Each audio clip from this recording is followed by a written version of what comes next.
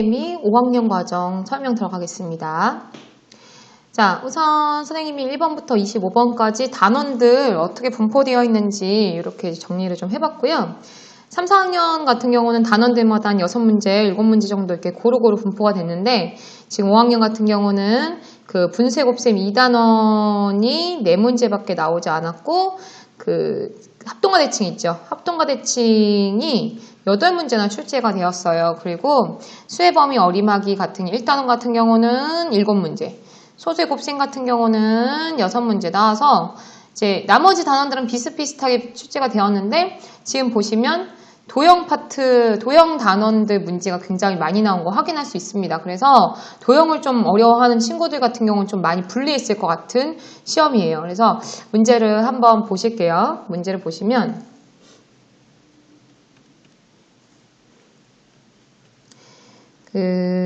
앞에 15번까지는 문제 난이도가 상당히 좀 낮다 그래야 되나? 기본이나 응용 문제들이 많이 출제가 되었는데요. 지금 5학년 과정 같은 경우는 16번하고 18번이 물론 이제 뭐 19번 같은 경우 이렇게 조건 찾아서 하는 경우 이런 경우도 어려워하긴 하는데 16번과 18번 같은 경우는 조금 많이 못 봤을 그런 문제고 16번 같은 경우도 심화 문제에서 나올 법한 문제라서 한번 짚고 넘어가도록 할게요. 자, 16번 먼저 보시면요. 자, 문제 먼저 크게 한번 볼게요. 다음을 보고 규칙을 찾아 0.7을 76번 곱했을 때 곱의 소수 76번째 자리 숫자를 구하시오 해서 그 심화 문제나 이런 좀 심화 문제 A스텝 그 정도에서 1단계에서 좀 1단계 또는 2단계 정도에서 나올 법한 문제가 나왔고요. 지금 보시면 좀 문제가 작나요? 조금 더 크게 할게요. 지금 보시면 0.7을 76개 원래는 이렇게 됐을 때 이 부분만 주거든요. 이 부분만 주고 주관식으로 나와요. 주관식으로 많이 나온 뒤에는 조건들을 찾게끔 해줬어요. 그래서 여러분들이 뭐만 체크하시면 되냐면 0.7을 76개 곱했을 때 76제짜리 숫자를 구하라고 했는데 결국 이게 뭐냐면 소수점 아래 끝에 자리 숫자를 구하라 라고 해석만 하시면 쉬울 수 있는 문제. 그래서 볼게요. 0.7을 1개 곱하면 소수 첫째 자리가 1이죠. 자, 0.7을 2개 곱하면 소수 둘째 자리가 9고요. 그죠? 여기서는 그걸 말하려고 했어요. 저게 아니고 두 번째 되돌려. 소수 둘째 자리 숫자가 9라고 하는 거예요. 그게 나왔고요. 그 다음에 세 번째 같은 경우 3개. 0.7을 3번 곱했을 때는 소수 세 번째 자리 숫자가 3. 여긴 두 번째, 여긴 첫 번째. 그 다음에 소수 네 번째 자리 숫자 0.7을 4개 곱하면 소수 네 번째 자리 숫자가 1. 이런 식으로 나와. 자, 그 다음 또 보니까 0.7을 5개 곱하면 소수 5번째 자리가 7이 나왔는데요. 전에 다른 학년 4학년 문제였었나요? 이거 이제 규칙으로 해서 나오는 거 나왔었죠. 그래서 선생님이 그때 순환 이란 말 했었는데 이거는 지금 5학년 친구들이 보는 거니까. 자, 보시면 규칙을 찾아낼 수 있어야 돼요. 규칙을 찾아낼 수 있는데 뭐냐면요. 자, 0.7을 곱해지는 개수만큼 소수점 아래가 생길 거예요. 한 번 곱하면 소수 한 자리, 두 번 곱하면 소수 두 자리, 세 개 곱하면, 세 번 곱하면 소수 세 자리, 네 번 곱하면 소수 네 자리수, 5번 곱하면 소수 5째 자리수가 나와요. 그쵸? 근데 그러면 그 끝에 자리 숫자들이 어떤 규칙이 있느냐?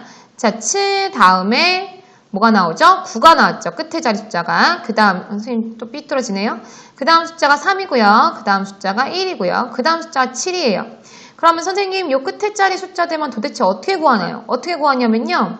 7을 한 번 곱했을 때 끝에 자리는 7이죠. 7을 한 번 곱했으니까.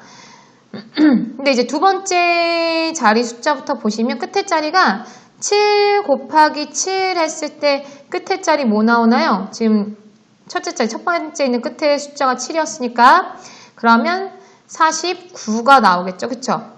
그럼 세 번째 자리, 3개 곱했을 때 셋째 자리 숫자는 뭐가 나오냐면은 9와 7, 끝에 있는 숫자와 7을 곱하게 되시니까 63이 나온다 이 말이야. 9, 7을 3이 아니라 끝에 자리수만 보고 있는 거예요. 자, 4번 곱하게 되시니까 어떤 숫자가 나옵니까? 앞에서 나왔던 끝수인 3에다가 7을 곱해서 끝에 자리 숫자는 1이 나온다 이거지. 자, 5번째 다시 돌아가니까, 아니, 돌아간 게 아니죠. 5개 곱하게 되면, 아까 끝에 자리 숫자가 1이었으니까, 1 곱하기 7이 돼서, 다시 7이 나온 거 확인을 하셔야 돼요. 이런 문제 같은 경우 선생님이 다른 학년 거 설명할 때 나왔지만, 심화 문제를 푸실 때는 여러분 심화 문제는 절대 노가다 안 시킵니다. 절대 그런 거 안 시키고 여러분들이 반드시 규칙을 찾아내리라 이런 생각으로 문제를 푸시고 접근을 하셔야 돼요. 그래서 보니까 얘가 또 얼마나 친절합니까? 이거 만약에 그냥 0.7을 76개 곱했을 때 소수 76개 서술형, 논술형 또는 그 주관식으로 나왔으면 여러분들이 이거 다 해봐야 되는데 하다가 실수하면 틀리는 거지. 하다가 실수하면 막 한 수십 번 막 해도 규칙이 안 나오는 거야. 근데 얘는 문제에서 줬기 때문에 요 하나만 더 6번 곱하면 어떻게 되니? 요거 한 번만 더 확인하시면 끝에 자리가 조금 전에 7이었으니까 7 곱하기 7에서 6번째 1의 자리는 7, 7에 49가 나와요. 아까랑 같은 식이 나오네요.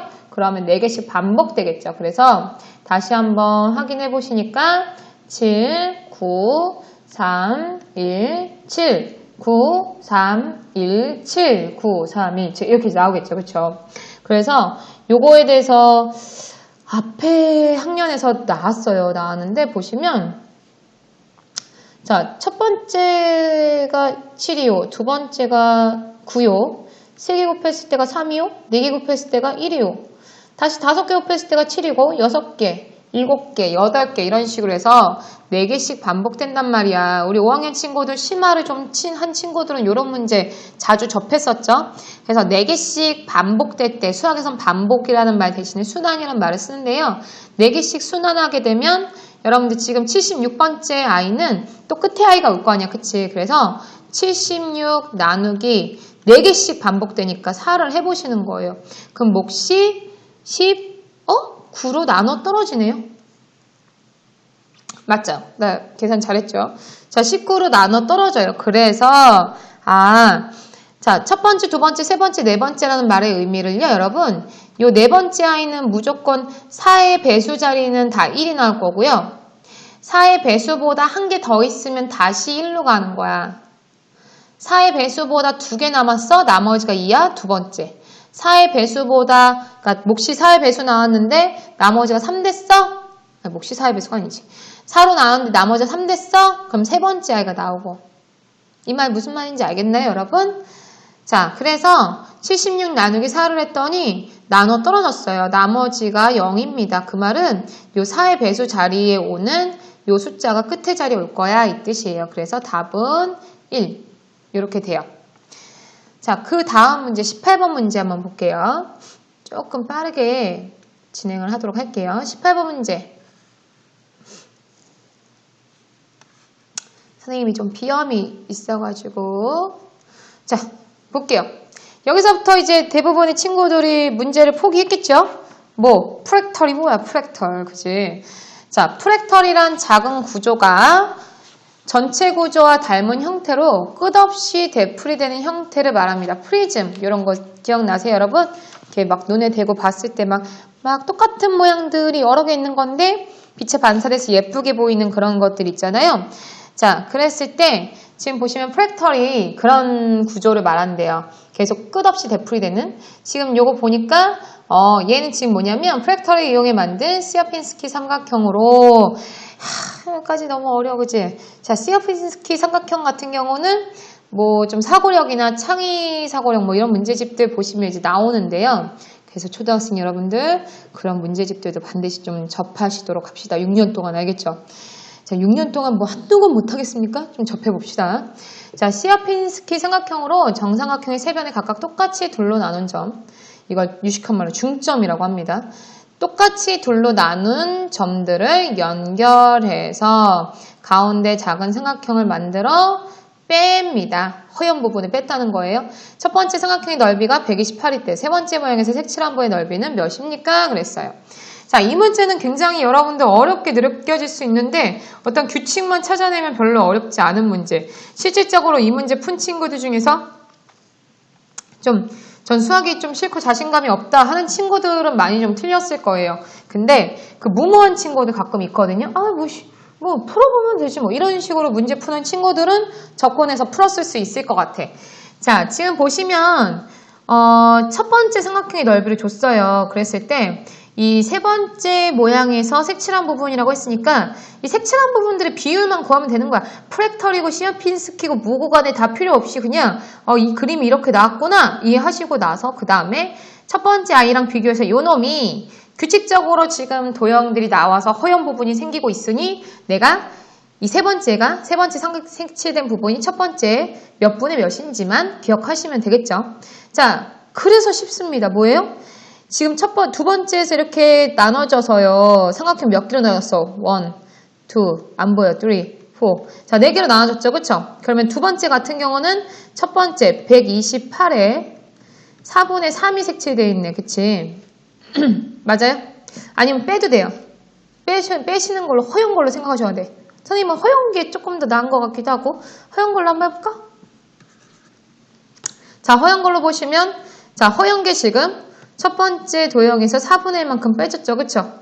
자, 그 다음 보세요. 그 다음에 보시면 이 세 번째 같은 경우는 요 하나 있죠? 요 하나가 그 4분의 3에 4분의 3.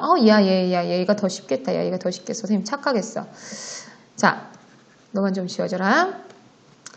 자, 지금 보시면 색칠되어 있는 부분이 두 번째 같은 경우는 4분의 3이 남았고 세 번째 보시니까 이 조그만 애 있죠? 얘가 그 4분의 1 중에 또 4분의 3 아닙니까? 그쵸? 그래서 남아있는 1, 2, 4. 자, 남아있는 요 세 개 중에서 또 4분의 3, 4분의 3, 4분의 3이 남은 거야, 어린이들. 그래서 여러분들이, 남아있는 게 각각 4분의 1이지만 어쨌든 이 아이들을 셋 다 합하면 또 전체에서 4분의 3이 남는구나 라고 해석하셔야죠. 그쵸? 그래서 요거 계산하시면 되는 문제. 그래서 18번 같은 경우는 난이도가 높은 것보다도 이 앞에 있는 설명들이나 그림 구조를 이해하는 게 조금 더 어렵겠다. 이제 생각하시면 되시겠어요. 자, 다음 문제는 다음 영상에서 할게요.